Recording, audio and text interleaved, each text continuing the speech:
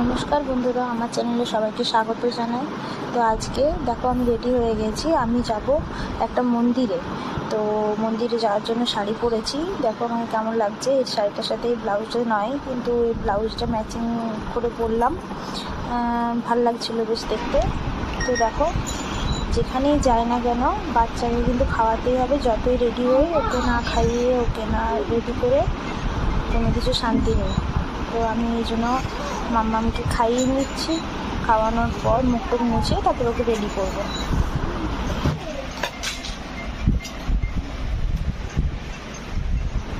মাম্মাম প্রতিটা খাওয়ানোর সময় ওর একটা কিছু না কিছু হাতে চাই, তো যাই হোক একটা কোনো খেলনা হাতে দিয়ে তারপর ওকে খাওয়ানো হয়।